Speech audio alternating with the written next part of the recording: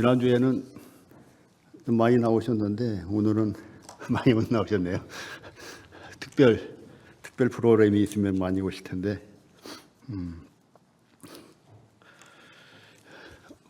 오늘이 지금 시간이 무슨 시간이죠?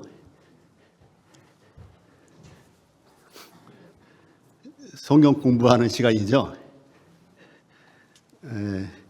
우리 형제자매님들은 지금 이 시간이 성경 공부하시는 시간이 될 수 있겠고, 아마도 저만 그런 건지 모르겠지만 준비해 오신 여러 형제님들은 공부해 온 것을 시험 보는 시간이 아닌가, 이런 생각도 좀 듭니다. 그래서 제가 시험을 잘 치를 수 있는 것은 듣고 계신 형제자매님들이 주님의 사랑을 더 많이 느끼시고, 그리고 그로 인해서 주님을 더 많이 사랑할 수 있는 이런 계기가 됐다면 제가 시험을 잘 치르는 게 될 수 있을 것입니다. 오실 때 커피를 드시고 오신 분들도 계시죠. 그래서 좋아서 드신 분도 계실 테지만 졸지 않으시기 위해서 커피를 드신 분도 있고, 저도 종종 그럽니다. 그런데 제 경험으로 봤을 때 졸린 것은 방관자로 있을 때 많이 졸리더라고요. 또 관람자로 있을 때 많이 졸리고, 그래서 기왕 한 50분 정도 시간을 보내는 것이니까 성경을 좀 더 집중하시고, 제가 말씀드릴 때 질문할 때 생각해 보시고, 제가 어려운 질문들은 안 합니다. 어려운 질문을 할 줄도 모르고, 주로 제가 질문하는 것은 쉬운 질문, 그리고 눈만 뜨면 보고선 답할 수 있는 이런 질문들을 하게 되니까요. 졸리지 않게 하기 위해서 제가 하는 방법이에요. 그래서 저는 좀 주로 질문을 좀 하고 하는 스타일이니까 질문할 때 생각하시고 찾아보시고, 그래서 저는 이제 시험 공부를 하고 시험을 치르러 연필을 가지고 나왔어요. 연필 준비되셨나요? 네, 연필 준비되신 분들은 성경에다가 기록하시라고 할 때 기록하시면 좋을 것 같아요. 그리고 밑줄 좀 그으라고 하시면 밑줄 긋고, 저도 성경을 아끼는 사람이지만 성경에 밑줄 긋고 성경에다 동그라미 치는 것은 굉장히 중요한 이러한 때가 있을 것입니다. 처음 볼 때는 모르다가 두 번째 볼 때 기억이 나기도 하고, 그래서 연필을 갖고 오셨다면 제가 말씀드릴 때 밑줄을 긋든지 마킹을 하시고, 그러면 이 시간을 졸리지 않게 보내실 수 있습니다. 지금 저희들이 하고 있는 공부가 여호와의 7절기, 7절기라고 해서 구약시대의 유대 땅에서 있었던 그러한 어떤 제의식입니다. 우리는 한 번도 본 적도 없고 경험한 적도 없고 누구를 통해서 친히 들은 적도 없이 오로지 성경과 참고 서적들을 통해서 보게 되니까 굉장히 어렵죠. 아마 우리나라에서 있었던 강강수월래라든지 설날하는 윷놀이라든지 이러한 주제로다가 이야기를 풀어나간다면 척하면 척척 알아들으실 수 있을 텐데, 이 여호와의 7절기는 특히나 그런 면에서 어렵고, 그래서 레위기를 읽기 상당히 어렵게 여기기 때문에 레위기를 건너뛰게 되는 이런 일이 있는 것입니다. 그래서 이제 여호와의 7절기 중에 지금 몇 절기가 지나갔죠? 맨 처음 복습 한번 해보세요. 6월절. 자, 졸리지 않으시려면 대답을 하셔야 돼요. 첫째 6월절, 그 다음이요 무교절, 그 다음이요 초실절, 그 다음이요 오순절, 그 다음에 지난주에 했던 나팔절, 그리고 오늘이 속죄일 또는 대속죄일, 그 다음에 다음번에 있을 이러한 주제는 무엇입니까? 예, 초막절. 그래서 저희들이 6월절은 어떤 의미가 있다고요? 첫 번째 제정하게 된 것은 10번째 재앙의 죽음을 면하게 되는 이러한 어린 양의 피를 임방과 좌우설지에 바름을 인해서 사망이 넘어간 6월한 그런 것을 기념하는 6월절 주월 양을 잡는 날로 기념이 되어 있고요. 그 다음에 너무 급히 출애굽하느냐, 물론 누룩이 부정을 상징하고 죄를 상징하는 의미도 있지만 급히 나오기 위해서는 발교되지 못한 빵을, 그러한 떡을 먹을 수밖에 없는, 그래서 그것을 기념하기 위한 무교절이 있고, 그리고 주님이 죽으셨다가 살아나신 것처럼 첫 이삭을 드리는 그 날이 또 초실절이 있을 것입니다. 그래서 이와 같은 초실절을 포함해서 모든 절기들이 우리 주 예수 그리스도와 관련이 있기 때문에 굉장히 중요한 것이죠. 레위기 23장을 먼저 좀 열어보시겠습니다. 오늘 주로 공부할 것은 레위기 16장, 그리고 시간이 좀 되면 히브리서를 보게 될 텐데요. 레위기 16장에는 속죄일이라는 그 언급이 안 되어 있습니다, 직접적으로. 근데 레위기 23장에는 27절에, 레위기 23장 1절부터는 주로 안식일과 유월절과 또 무교절, 초실절, 그 다음에 맥주절이라고 하는 오순절, 이러한 절기들을 쭉 설명해 오다가 27절에 되면 속죄일을 알려주고 있습니다. 그래서 23장 27절, 자, 함께 두 절만 읽겠습니다. 27절, 28절 시작. 7월 10일은 속죄일이니 너희에게 성회라. 너희는 스스로 괴롭게 하며 여호와께 화제를 드리고 이날에는 아무 일도 하지 말 것은 너희를 위하여 너희 하나님 여호와 앞에 속죄할 속죄일임이니라. 여호와의 절기는 왜 제정하셨을까요?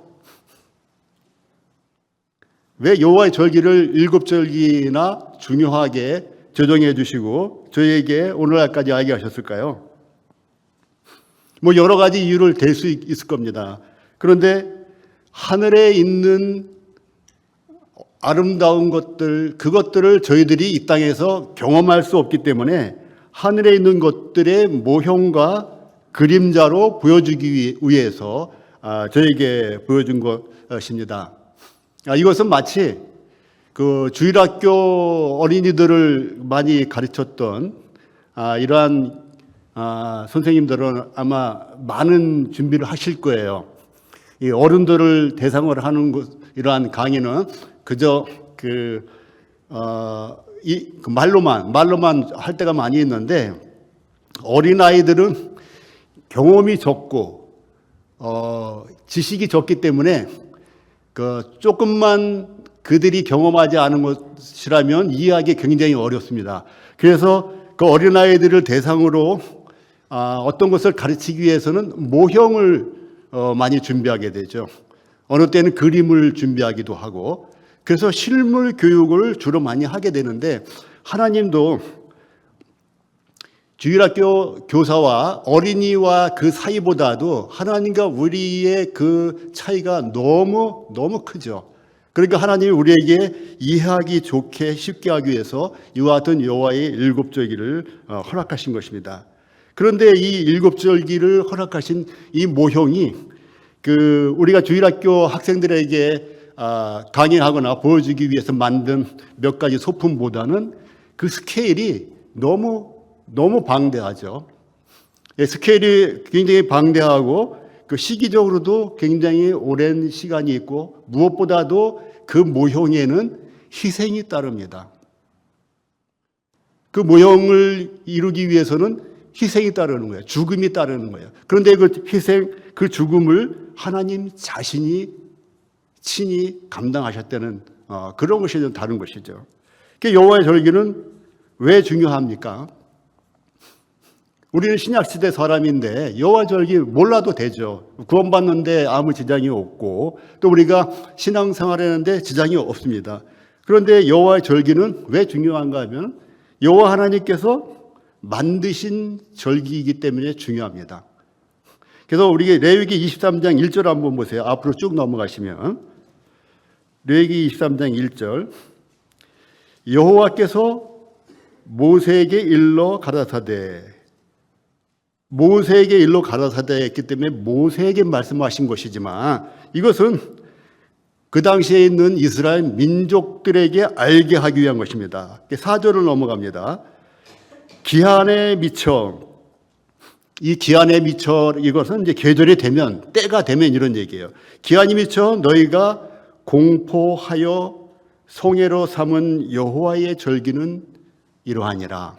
그래서 여호와 하나님께서 여호와의 절기를 선포하신 거예요. 알려주신 거예요. 그런데 너희가 공포하여 송해로 삼으라 그랬습니다. 이 공포하여가 무엇이죠? 공포하라고 그랬어요. 어떻게 공포합니까? 여호와 절기를. 자, 여러분에게 만약에 하나님이 어떠한 절기를 이 나라에 공포하라 그러면 여러분은 어떤 방식을 오늘날 취할 수 있겠어요? 뭐 유튜브를 한다든지 카톡을 한다든지 아니면은 이 방송 시설이 잘 되어 있으면은 이와 같은 방송을 이용해서 또 만약에 주 메인 방송에 할 수 있다면 그런 걸 통해서 공포할 수 있겠죠. 그러면 이 당시에는 어떻게 공포했을까요? 제가 초콜릿을 준비를 못했네요. 어떻게 공포할 수 있을까요? 네? 말로요. 네. 말로 공포할 수 있죠. 그런데 여러분들이 지난주에 나팔절은 왜 나팔절이라고 했습니까? 왜 나팔절이라고 했죠? 나팔을 부는 날이라. 그렇죠. 함정이 있을까봐 말씀을 안 하시는 것 같아요. 나팔절은 나팔을 불어서 무엇인가를 공포하는 날 맞습니다. 그러면 나팔절만 나팔을 붑니까? 이 정도 나왔으면 이제 답을 아시겠죠. 나팔을 불어서 공포하는 것입니다. 그래서 여호와의 7절기는 나팔절에만 나팔을 부는 것이 아니라 각 절기마다 나팔을 불어서 온 백성들에게 알게 하는 날, 그런 날이에요. 그래서 여호와의 7절기에는 다 나팔을 불어서 공포한다. 이렇게 알고 계시면 됩니다. 나팔절에만 나팔 부는 게 아니고요. 자, 그래서 또 두 번째로 이 여호와의 절기가 중요한 것은 이 여호와의 절기가 예수 그리스도의 사역이 담겨 있기 때문에 그 모형이기 때문에 중요한 것입니다. 아까도 제가 말씀을 드렸지만 6월절부터 장막절까지 장막절은 수장절이라고도 하고 또 뭐라고도 합니까? 초막절이라고도 하죠. 그래서 추수를 다 해서 창고에다가 수장해 놓고 저장해 놓은 다음에 누리는 절기라 수장절이라고도 하는 것입니다. 그래서 6월절부터 수장절까지가 예수 그리스도의 사역의 역대기가 되는 것이죠. 그런데 7절기 중에서 이미 몇 절기가 지나갔다 그랬어요? 6월절 지나갔죠. 초실절, 예수님의 부활 지나갔죠. 그 다음에 그 전에 있던 무교절 안에 초실절이 포함되는 것입니다. 그리고 또 한 가지 참고로 말씀드릴 것은 오순절을 초실절이라고 말하는 분들이 있어요. 맞습니까? 오순절이 초실절이다. 맞아요, 틀려요? 자, 출애굽기 34장 22절 한번 보세요. 자, 성경 있는 분들은 성경을 빨리 펴보시기 바랍니다.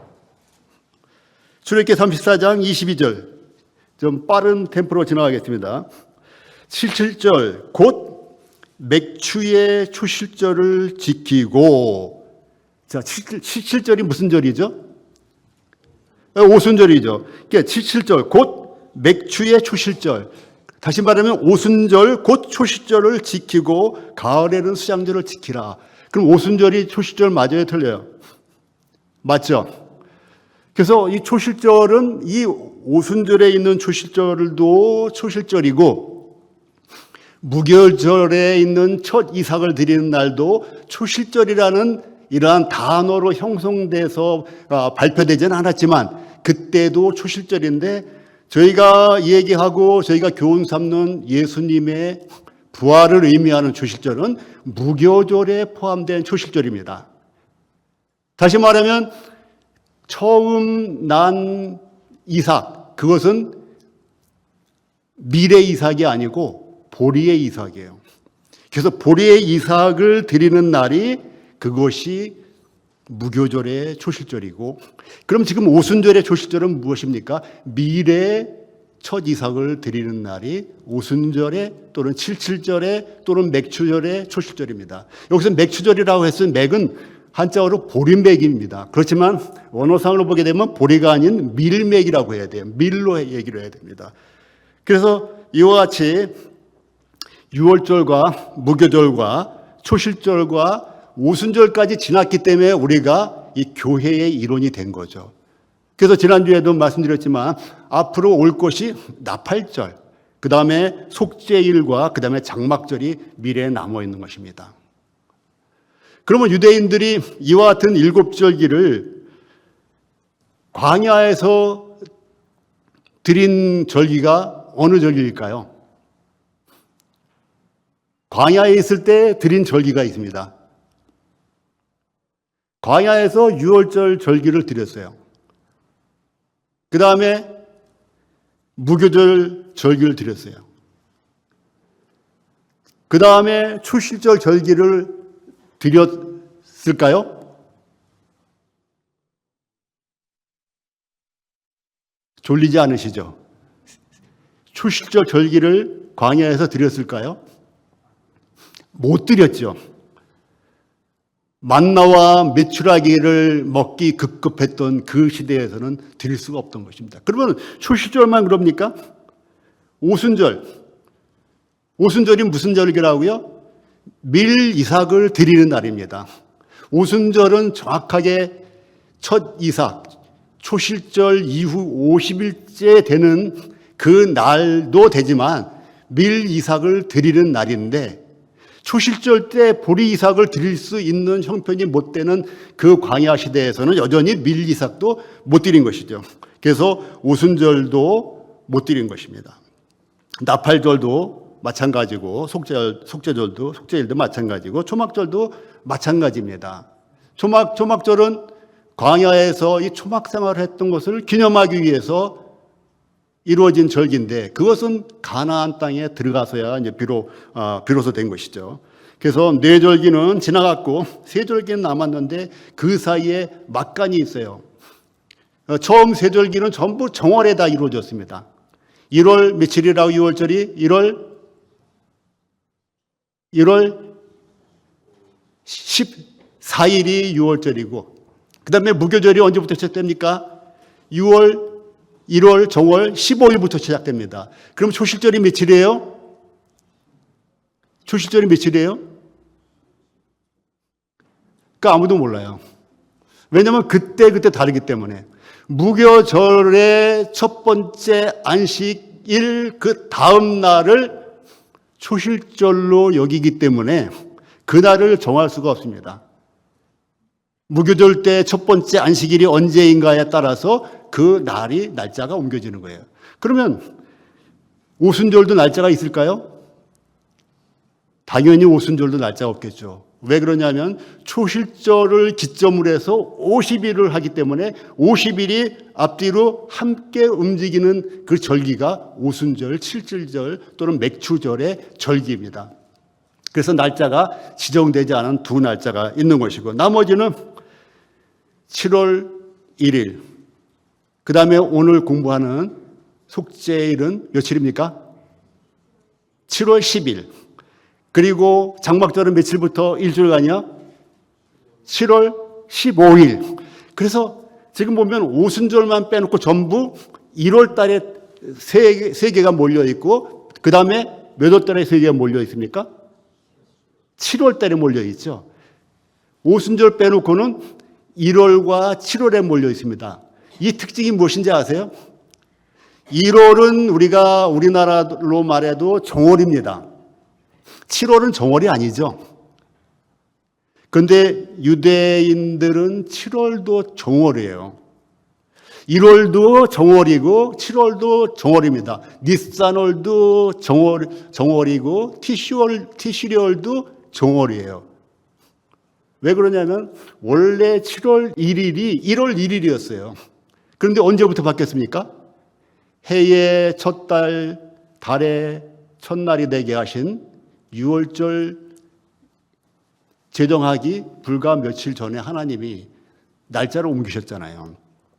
그래서 7월 달이 정월이 되지 못한 것인데 원래는 7월 1일이 1월 1일이었던 것이에요. 그러다가 나중에 그래서 이거를 그 6월절 그 니산월을 또는 아비벌을 갖다가 종교력에 의한 정월이다 이렇게 얘기하고, 7월 1일은 민간력에 의한 정월이다 그럽니다. 그래서 나팔절은 무엇을 알리는 날입니까? 지난주에 배웠죠.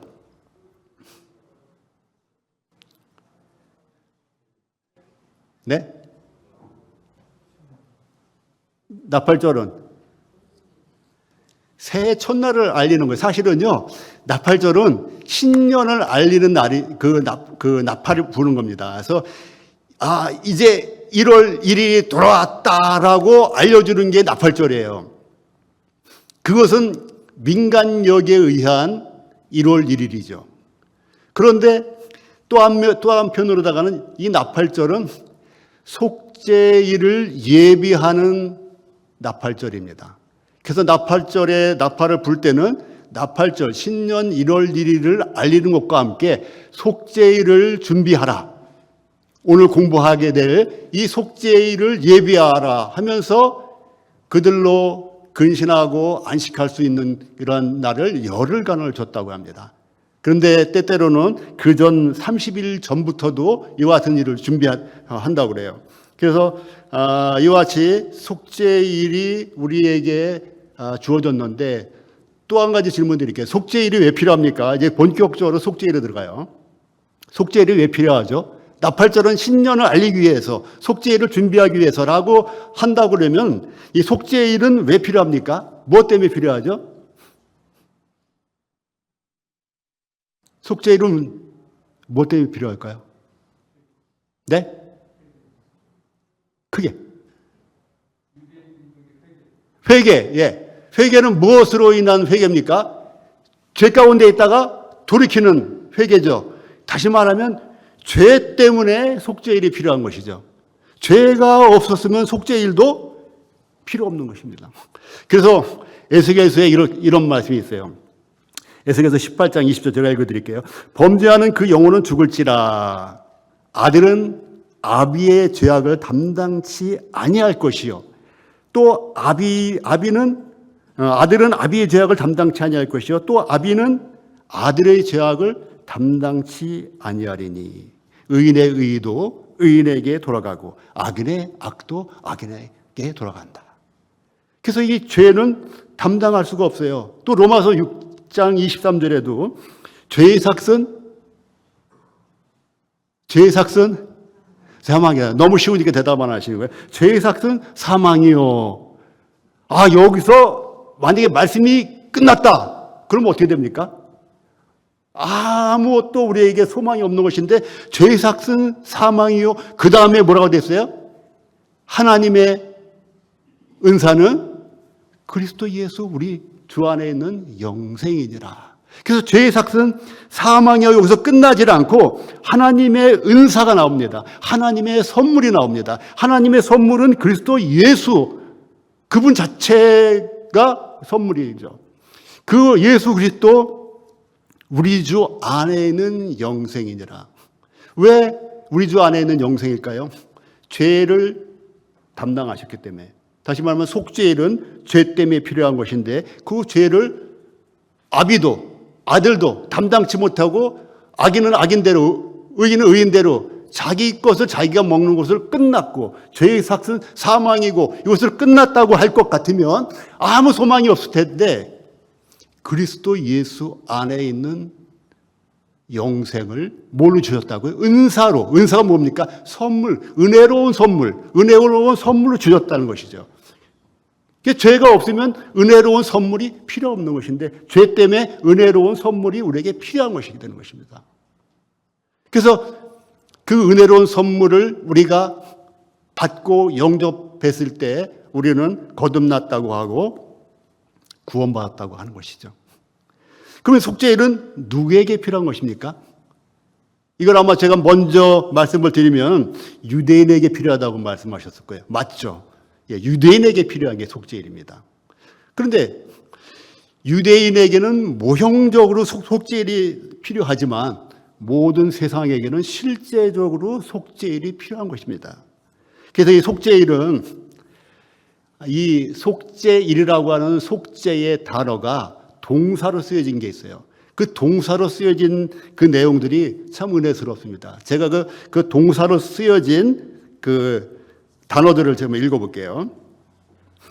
그 하나님 노아에게 역청으로 그 안팎을 칠하라. 칠하라고 할 때도 이 속죄의 동사형이 쓰여 있습니다. 제가 카파르라는 단어를 말을 안 하려고 하다 보니까 안 되겠어요. 카파르라는 단어가 동사형입니다. 무슨 동사형이냐면 욤키프르인데 원래 욤키프르가 성경에는 욤키프림 복수형으로 나와 있어요. 엘로힘 할 때 하나님들 하는 복수형인 것처럼 키프림에서 복수로 다 나와 있어요. 단수로 안 나왔어요. 그런데 이 명칭을 쓸 때는 욤키프르라는 단어를 쓰게 되는데 키프르라는 명사가 동사로 할 때는 카파르가 되는 것이에요. 그래서 이 카파르라는 동사가 덮는다, 지금처럼 칠한다. 칠하는 건 덮는 거잖아요. 더러운 것을 칠해서 깨끗하게 덮는 것입니다. 우리의 더러운 것을 칠해서 깨끗하게 도말하는 거예요. 그리고 다른 데는 너희 죄를 속할까 할 때 속한다는 의미로 이 카파르라는 단어가 쓰였고요. 또 이스라엘을 사하시고 피 흘린 죄가 사함을 받으니 용서함을 받는다 할 때 이 카파르, 이 속죄일에 쓰이는 속죄의 동사형입니다. 그만큼 우리에게 은혜로운 동사이고 이 속죄일은 우리에게 은혜로운 날이라는 것을 제가 말씀드리는 것입니다. 또 스랍 중에 하나가 모세에게 네 죄가 사하여졌느니라. 또 용서한 후에 또 죄악이 영속되며, 영속은 뭐냐면 영원히 없어졌다는 얘기예요. 이러한 즐거운 단어가 이 속죄일의 속죄에 해당되는 단어입니다. 자, 이 속죄일의 특징이 다른 7 절기들과 약간 특징이 있는 게 있어요. 7 절기 중에서 가장 큰 절기가 뭐예요? 보통 6월절로 알고 있죠. 근데 이스라엘에서는 이 속죄일을 가장 큰 명절로 여기고 있다랍니다. 그래서 이름을 뭐라고도 불러요? 속죄일을? 네? 대속죄일. 제가 여기 쪼그려서 아까 흔들면 좀 더 큰 소리로 말씀을 해주실 텐데, 대속죄일이라고도 부른다고 합니다. 또, 그 유래가 있어요. 속죄일의 유래가, 모세가 돌판을 깨뜨리고 나서 2번째 금식하고 바다 들고 내려온 날이 7월 10일로 기산이 된다고 그래요. 날짜를 따져보면. 그래서 7월 10일, 이 속죄일은 2번째 율법을 받아온 날로 알려져 있습니다. 이 속죄일의 특징은 다른 날은 대제사장이 성소 안에 들어가야 안 들어가요? 들어갑니까? 안 들어가? 들어갈 수 있습니까? 안 들어갔습니까? 성소 안에. 예? 안 들어가요? 못 들어가요? 못 들어가요? 그러면 촛불 간검은 어떻게 해요? 이렇게 로봇 팔처럼 이렇게 해가지고 촛불을 하고 향도 피우고 떡도 물리고 하나요? 성소까지는 매일 드나들면서 여호와를 섬기는 일을 하는데 단 지성소만 못 들어가는 거예요. 1년 내내 못 들어가는 거예요. 지성소만 못 들어가는 거예요. 그러다가 1년에 딱 한 차례 들어가는 날이 요 대속죄일에 딱 한 번. 그래서 1년 1차 이렇게 되어 있죠. 1년 1차. 근데 1년 1차라고 했는데 사실은 1년 1차는 아니고 1년 1일. 그 내용은 이따가 좀 말씀드리겠습니다. 그리고 공식적으로 금식을 선포하는 날은 이날 하루밖에 없다는 것이죠. 다른 날은 개인적으로 이렇게 금식할 수 있지만 이렇게 금식을 선포하는 유일한 날이다. 또 자유를 공표하는 날이라는데 이 자유를 공표하는 날은 회년일면서도 속죄일이 겹쳤을 때에 모든 속박됐던 것들을 풀어주는 이런 해가 됩니다. 자, 속죄일과 나팔절과의 관계는 아까 말씀드린 대로 나팔절과 속죄일은 연결돼 있다. 연결돼 있다. 이렇게 되시고요. 그 다음에 레위기 16장으로 앞으로 넘어가서 레위기 16장을 좀 보겠습니다. 좀 빠른 속도로 볼게요. 레위기 16장 1절. 자, 1절부터 눈으로 쭉 보세요. 1절하고 2절까지 성경에 따라서 이렇게 단락이 나눠져 있고 소제목이 붙어 있는 이런 성경이 있을 겁니다. 굉장히 도움이 되는 거예요. 1절부터 아마 대개는 2절까지 나눠져 있을 거고 3절부터 한 5절까지 나눠져 있는 성경이 있을 거예요. 그래서 1절부터 2절까지는 경고의 메시지입니다. 나답과 아비후가 여호와께서 명하지 않은 다른 불을 들임으로 말미암아 한날 죽임을 당했죠. 이거 죽은 후에 여호와께서 모세에게 말씀하시는 겁니다. 2절 뒷부분 보게 되면 무시로 들어오지 말아서 사망을 면하라. 속죄소 앞에. 법궤 위에는 속죄소 앞에 무시로 들어오지 말라. 그래서 경고의 메시지가 1절부터 2절까지가 있고요. 이 내용들은 속죄일이라는 언급은 아까 23장처럼 없지만 속죄일에 대해서 말씀하고 있는 것입니다. 그 다음에 3절부터 이제 5절까지가 준비하는 과정을 말씀드리는 거예요. 그래서 아론이 준비할 게 있어요. 아론과 그의 관속, 그의 식구들을 위해서 준비할 게 있습니다. 무엇입니까? 굉장히 중요한 것이에요. 이 흐름을 읽는 데서. 이거 암기하셔야 돼요. 자, 아론과 그 가족을 위해서 족속, 그러니까 그 집안을 위해서 필요한 게 무엇입니까? 재물이? 수송아지, 또 순양. 그 다음에 6절부터는 그 밑에 보게 되면은 5절에 보면 회중을 위해서는 무엇이 필요합니까? 순념소와 순양. 자, 이 두 가지를 잘 명심하세요. 아론과 그 식소를 위해서는 수송아지와 순양. 그 다음에 백성을 위해서는 순념소와 순양. 근데 순념소가 2마리가 필요합니다. 잘 기억해 두세요.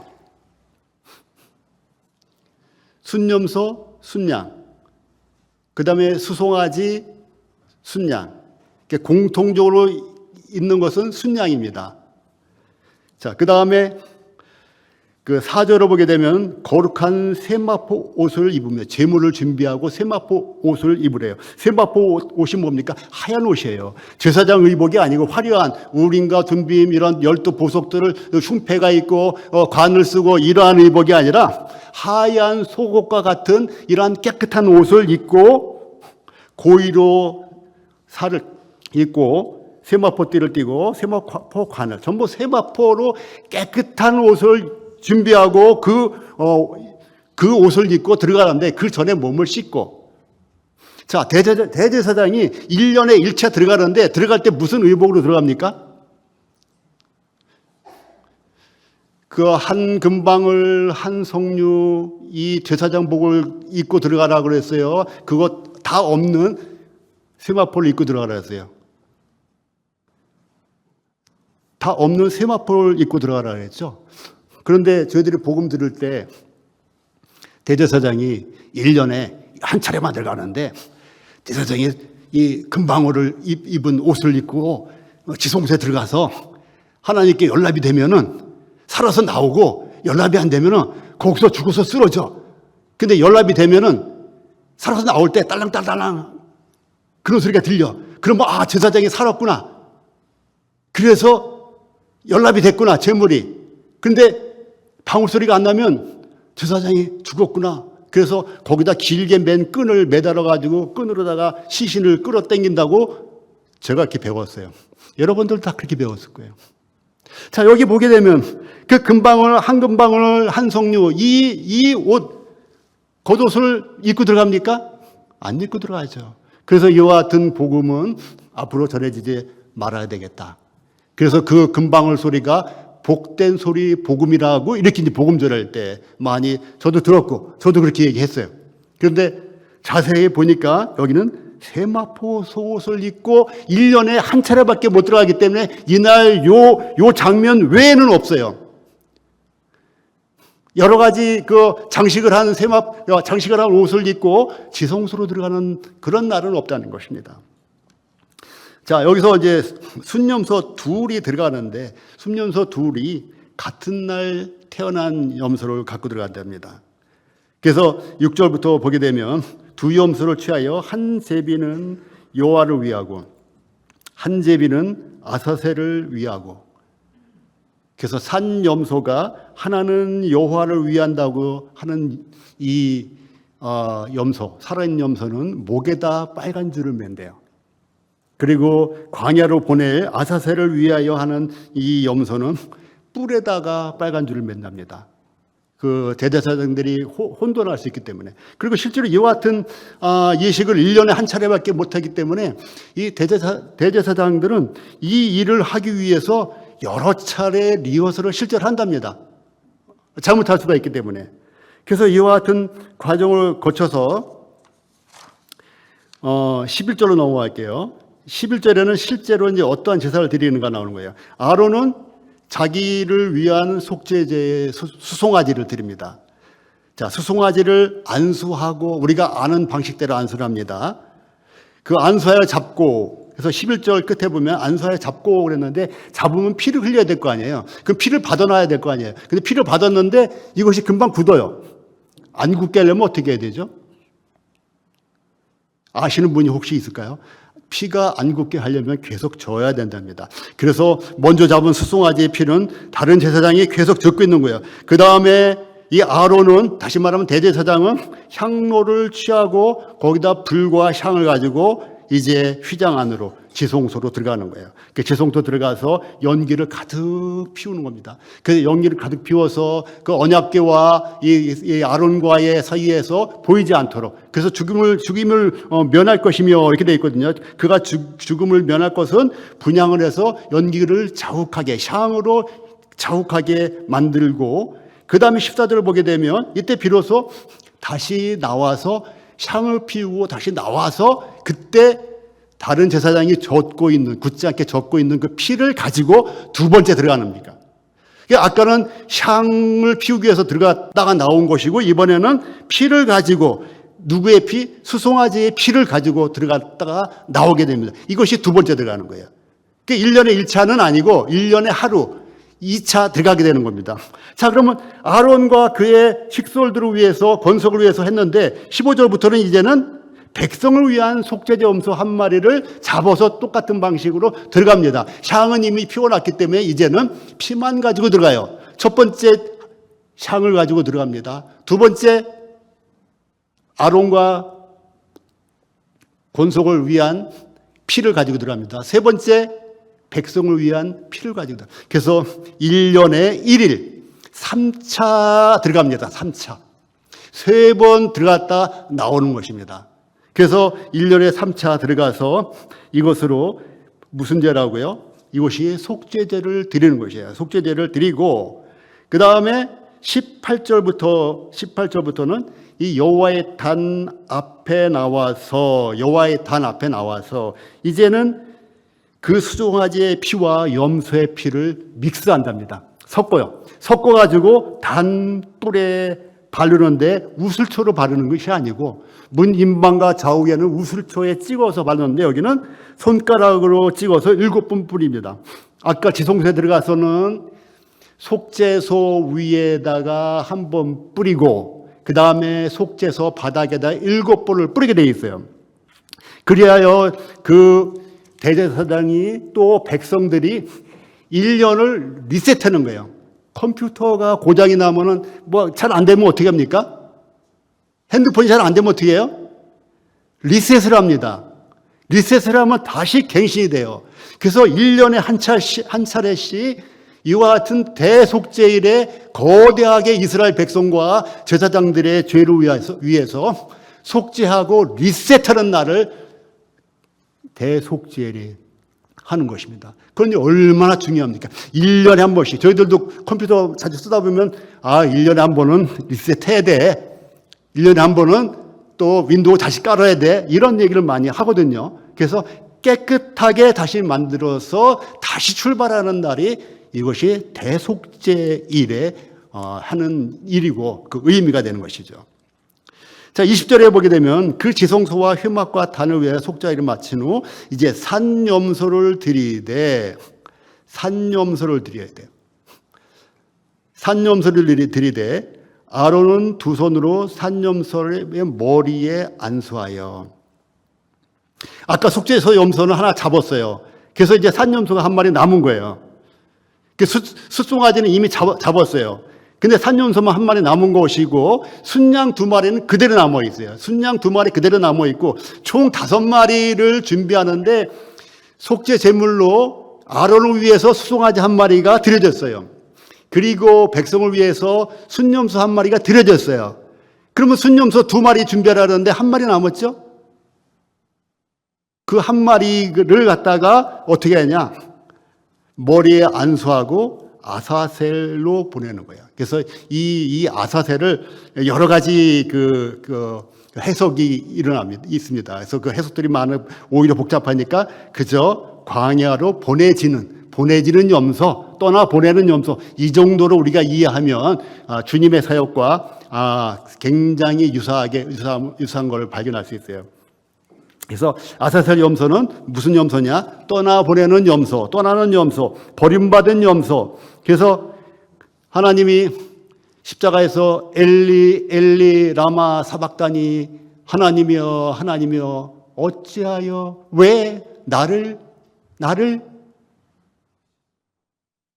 버리시나이까? 왜 어찌하여 나를 버리시나이까? 그 버림받은 염소가 아사셀의 염소입니다.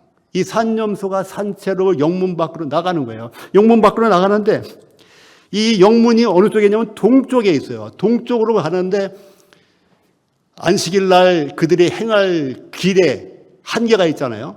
그래서 광야에 염소가 살지 못할 만큼 깊은 데로 가기 위해서는 한 사람이 갔다 오면 안식일 날 걸을 수 있는 그 길을 오버하게 되는 거예요. 그래서 정류장이 한 10개쯤 있답니다. 10개 정도에서 각자 사람이 지키고 거기서 초막과 같이 생활하다가 오면 그 아사셀 염소를 인계받고 그 다음 정류장까지 인계해주고 돌아옵니다. 그러니까 갔다 와도 될 만한 거리만큼의 거리에 이 정류장이 있는 거예요. 그래서 한 10개 정도를 거쳐서 마지막 광야에다가 이 염소를 놓아준답니다. 그래서 원래는 놓아주는 것인데 이 신약시대, 예수님 시대 때는 낭떠러지에서 밀었대요. 왜냐하면 염소를 놓아줬더니 한참 있다가 매 하고 울음소리가 들리는 거예요. 집을 찾아온 거예요. 그 광야가 멀리 갖다 버렸는데도 찾아온 거예요. 그럼 죄를 다 짊어지고 안수해서 보냈는데 그 죄가 다시 찾아온 거가 되니까 이스라엘 백성들이 굉장히 낭패스러운 거예요. 그래서 낭떠러지에서 뒤로 밀어서 떨어뜨렸다고 합니다. 그래서 목에다가 빨간처럼 묶어서 떨어뜨릴 때 끈을 자르는데 자르고 나서 그들의 죄가 속해졌으면 빨간 천이 하얗게 됐다고 그래요. 그것은 이제 그러한 그 기록들이 있는 것이지 성경에 나온 건 아니니까. 그래서 이 아사셀 염소가 멀리 동쪽으로 광야로 간 것입니다. 제가 구원받은 그 말씀 중에 하나가 동이 서에서 먼 것 같이 너희 죄가를 멀리 옮겨놨다라고 한 그 말씀에 제가 구원의 더 큰 확증을 누렸습니다. 근데 그때는 이와 같은 내용 몰랐죠. 그저 동과 서가 굉장히 먼 거라고만 이해했는데 공부를 하다 보니까 이게 여기서 나온 것일 수도 있겠구나. 동이 서에서 먼 것 같이. 동쪽은 광야 쪽입니다. 서쪽은 지성소 쪽이에요. 그래서 이 염소를 동쪽으로 보낸 거예요. 그래서 동이 서에서 먼 것 같이 죄가를 멀리 어떻게 안수하고 왼손을 위에 누르고 정수리에다가 그다음에 오른손을 더 얹어서 안수를 합니다. 그들의 죄를 다 양에게 흠없는 어린 양에게 안수를 해서 그들이 전가된 죄를 가지고 광야로 가서 죽게 되는 것이죠. 그것이 예수 그리스도께서 영문 밖에서 죽임을 당한 이런 사건과 같은 맥을 유지하는 것이기 때문에 주님이 아사셀 염소의 역할을 하셨다 이렇게 되는 것입니다. 그리고 이제 27절로 가게 되면 가죽과 고기와 똥을 밖으로 내어다가 불사를 것이요. 그래서 히브리서에 보면 이런 말씀이 있어요.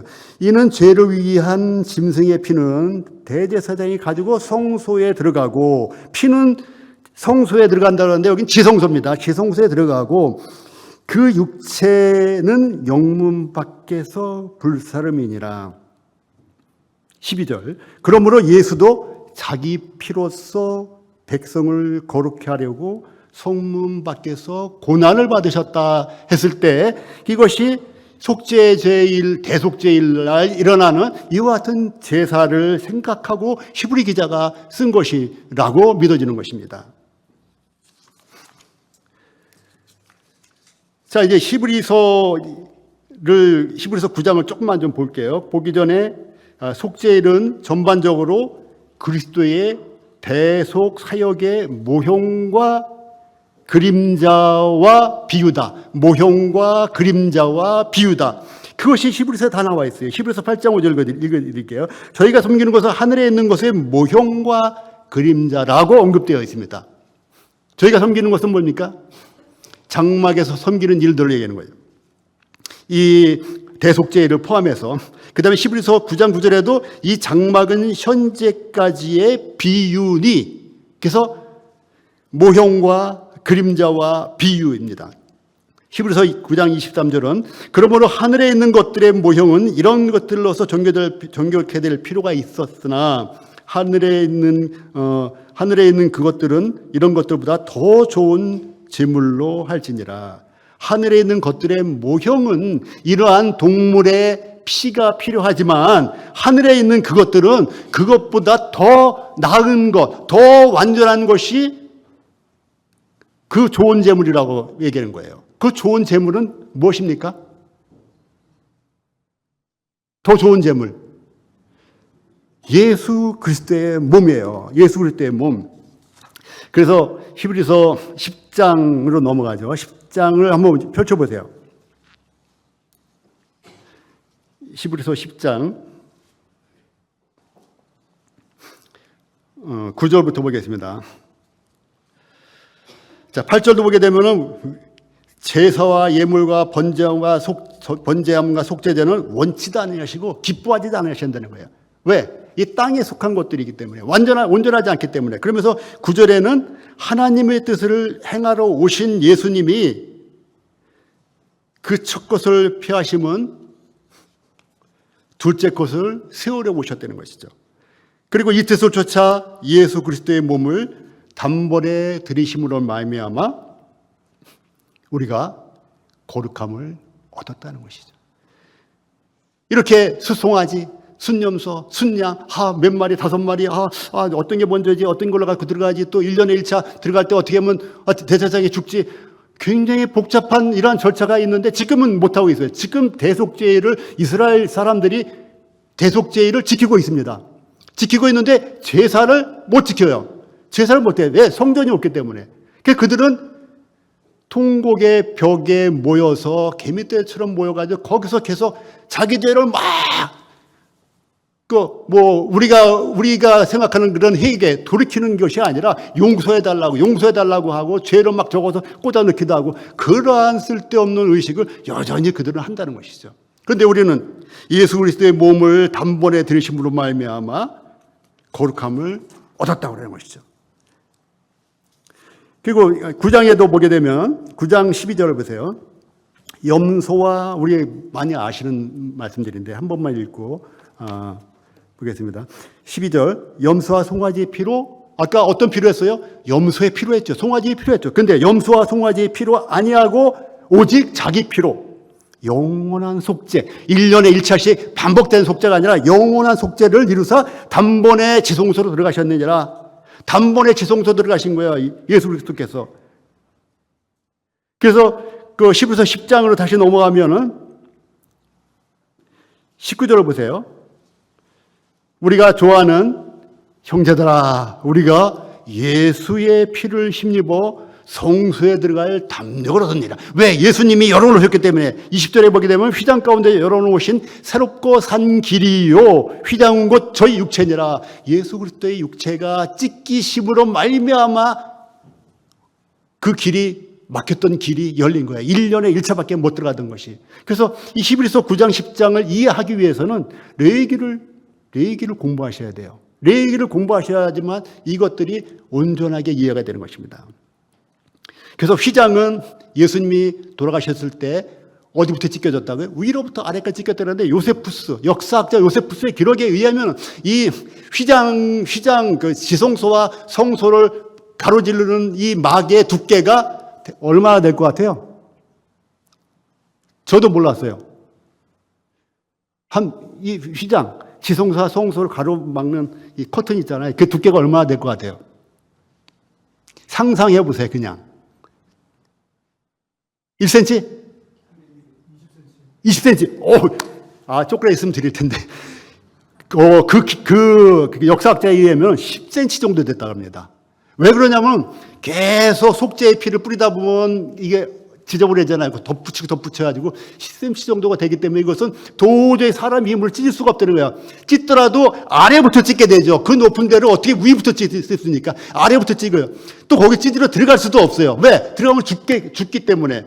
그래서 그걸 찢으려고 들어가는 사람도 없을 뿐더러 찢더라도 아래부터 찢는데 위에부터 아래로 찢어져 있는 것은 하나님이 위에부터 아래로 찢으신 것이라는 얘기예요. 10cm 되는 두께를 그 당시에 찢을 수가 없다는 얘기예요. 그래서 성소의 휘장이 위로부터 아래로 찢어졌는데 그 찢어지는 휘장은 예수 그리스도의 몸이라는 것이에요. 그 몸이 희생이 돼서 길을 열어주신 거예요. 이것이 복음이에요. 이것이 복음의 핵심이에요. 예수 그리스도의 몸을 찢기심으로 말미암아 우리로 하여금 새롭고 산 길을 열어주신 거예요. 고속도로를 내주신 거란 말이죠. 그래서 우리가 떡을 볼 때마다, 잔을 대할 때마다 그것을 생각하고 주님을 사랑하고 주님의 사랑을 받았기 때문에 주님을 사랑하는 것이지, 우리가 종교적으로 주님을 사랑합니까? 부모님한테 받은 사랑이 있기 때문에, 아내한테 받은 사랑이 있기 때문에, 남편한테 받은 사랑이 있기 때문에 그를 사랑하는 것처럼 예수님이 자기 몸을 찢어서 새롭고 산 길을 열어주셨기 때문에 예수님이 우리의 유일하신 주시란 말입니다. 구주이시기도 하면서도 주라고요. 주인이시라고요. 나를 구하신 그분이시면서도 나의 주란 말이에요. 나의 오직 유일한 주시란 말이죠. 그래서 그분을 우리가 섬기는 거 아니겠어요? 그래서 그분을 전하는 거 아니겠어요?